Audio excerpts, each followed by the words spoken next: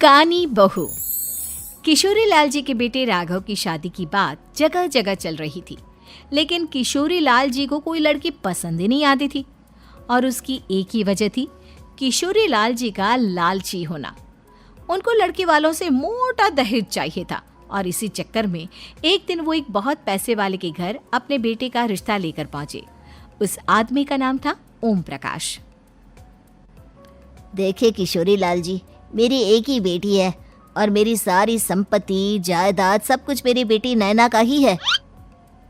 पापा, नाम से लगता है बहुत खूबसूरत होगी। कितना अच्छा नाम है ना, नैना। ओ, वैसे बात तो सही है आपकी। अब इतना पैसा है, जमीन जायदाद है, इकलौती बेटी, आप भी क्या करेंगे? सब कुछ उसे ही देंगे ना। बिल्कुल ठीक पहचाना आपने। बस बेटी की शादी और सारी जायदाद उसके नाम। पापा, बिना देखे हाँ कर दीजिए ना। इतना अच्छा रिश्ता फिर कहाँ मिलेगा? माला माल हो जाएंगे हम। मैं अपनी बेटी को बुलाता हूँ। अरे नहीं नहीं नहीं नहीं, आपकी बेटी का नाम नैना है, सुनकर ही लगता है बहुत सुंदर होगी। रहने दीजिए अंकल, मैं तो आपकी बेटी के नाम से ही इतना खुश हो गया हूँ कि उसे बिना देखे शादी करने को तैयार हूँ। अब तो मैं उसका चेहरा सीधे शादी के बाद ही देखूंगा। और इस तरह राघव नैना का चेहरा नहीं देखता और उससे शादी कर लेता है।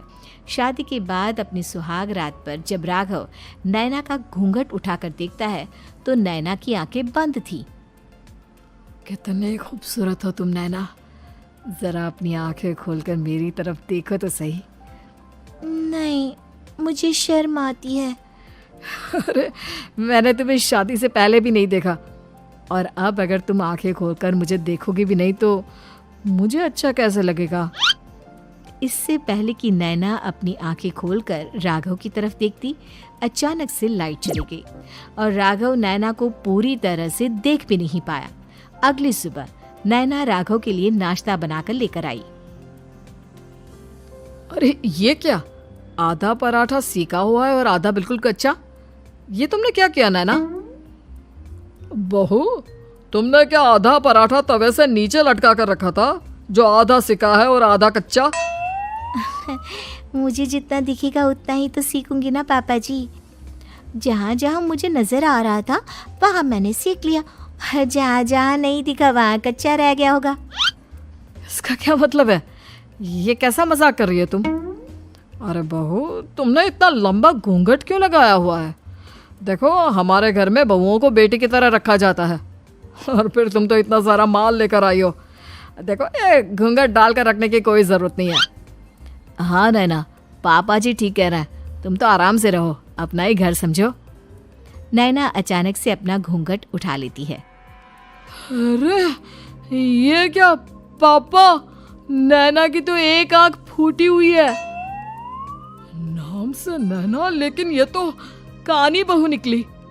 मेरे साथ धोखा हुआ है, धोखा। बिना दिखाए अपनी कानी लड़की मेरे संग ब्याह दी। मुझे कानी बीवी नहीं चाहिए।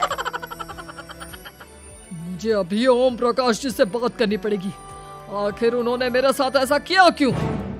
अरे, आप लोगों ने ही तो पापा से कहा था कि आप लोग शादी से पहले मुझे देखना नहीं चाहते। अब मेरे पापा पर क्यों इल्जाम लगा रहे हैं? अरे लेकिन उन्हें बताना तो चाहिए था ना कि तुम कानी हो, एक आंख से तुम्हें दिखाई नहीं देता। किशोरी लाल और राघव नाराज होकर ओम प्रकाश को अपने घर बुलाते हैं। पापा जी, ये आपने क्या किया? शादी से पहले बताया क्यों नहीं कि नैना की आंखों में परेशानी है? अरे, आप ही ने तो लड़की देखने से मना कर दिया था। और लेकिन आप बता तो सकते थे। आपको तो हमारी बेटी की प्रॉपर्टी चाहिए थी, वो भी पूरी की पूरी। अब क्या हुआ अगर उसे आधा दिखाई देता है? प्रॉपर्टी तो आपको पूरी मिल गई ना। अरे ये क्या बात हुई? मेरी शादी प्रॉपर्टी से नहीं, आपकी बेटी से हुई है। अब ये तो पहले सोचना चाहिए था, तब तो मेरी प्रॉपर्टी देखकर तुम्हारी जुबान लप लपा रही थी। लेकिन मैं कानी लड़की को अपनी बीवी बनाकर नहीं रख सकता। पापा, कुछ करिए ना आप। हाँ, करता हूँ। देखिए ओम प्रकाश जी, आप हमारे साथ ऐसा नहीं कर सकते। और तुम देखो, अगर तुमने मेरी बेटी से शादी तोड़ी ना, तो जो भी प्रॉपर्टी मैंने तुम्हें दी है वो तो पूरी की पूरी वापस ले ही लूँगा, और आधी प्रॉपर्टी तुम्हारी भी लूँगा। अरे मेरी आधी प्रॉपर्टी भला क्यों लेंगे आप? इसलिए क्योंकि मेरी बेटी को आधा नज़र आता है और उसकी नज़र अभी तक तुम्हारी आधी जायदाद पर ही पड़ी है। अब तुम उसे घर से निकालोगे तो कुछ तो लेकर जाएगी ना। और अगर हम आपकी बेटी को अपने घर की बहू बना कर रखे तो? तो तुम्हारी पूरी प्रॉपर्टी तुम्हारी ही रहेगी, और जो मैंने तुम्हें दिया है ना, उसमें से बस मैं आधा लेकर जाऊंगा। अरे लेकिन अब आप अपनी दी हुई प्रॉपर्टी में से आधी वापस क्यों लेकर जाएंगे? अगर मैं आपकी बेटी को अपनी पत्नी बनाकर रखने को तैयार हूं तो? इसलिए ताकि भविष्य में अगर तुम मेरी बेटी को धोखा दो तो उसके पास कुछ तो रहे जो पति का हो। वैसे मेरे पास तो बहुत कुछ है, लेकिन अपने पति की कोई निशानी तो उसके पास होनी चाहिए ना। अब अगर तुमने मेरी बेटी को कानी कहा तो तुम्हें प्रॉपर्टी भी कानी ही मिलेगी, पूरी नहीं। जमाए राजा। किशोरी लाल और राघव समझ चुके थे कि वो बुरी तरह फंस चुके हैं और अब उनके पास वहां से निकलने का कोई चारा नहीं है। अब समझ में आया ना, लालच बुरी बला होती है। एक तो तुम्हें प्रॉपर्टी मिली, ऊपर से बीवी मिली, उसमें तुम्हें नखरे भी दिखाने हैं। आए बड़े, चुपचाप बैठो दोनों। कुछ दिनों के बाद नैना राघव की कार लेकर बाजार घूमने निकलती है और जब कार लेकर वापस आती है, ये क्या? एक तरफ से मेरी गाड़ी पूरी खराब हो चुकी है। लगता है तुमने मेरी गाड़ी को किसी दूसरी गाड़ी के साथ एक्सीडेंट किया है। अरे अरे कितना बड़ा नुकसान कर दिया तुमने बहू। वो क्या है ना पापा जी, मुझे एक आंख से दिखाई नहीं दे रहा था, सामने से गाड़ी आ रही थी। मुझे तो सिर्फ आधा ही दिखाई दिया और वो गाड़ी मेरी कार से रगड़ते हुए निकल गई। अब मैं क्या करूं बताओ? आप इसे ठीक कराने के पैसे कौन देगा? तुम्हारे पापा। तुमने मुझसे इस तरह से बात की? अभी रुको। नैना राघव की शिकायत ओम प्रकाश को कर देती है। देखो राघव, अब जो मेरी आधी प्रॉपर्टी तुम्हारे पास थी ना, उसमें से आधी और मैं लेकर जाऊंगा, क्योंकि तुमने मेरी बेटी को डांटा। अरे नहीं नहीं पापा जी, गलती हो गई, माफ कर दो। गलती की तो कोई गुंजाइश ही नहीं। अगली बार मेरी बेटी को डांटा तो बची हुई आधी में से आधी और ले जाऊंगा। लालच के चक्कर में हम दोनों ने बहुत बड़ी गलती कर दी बेटा।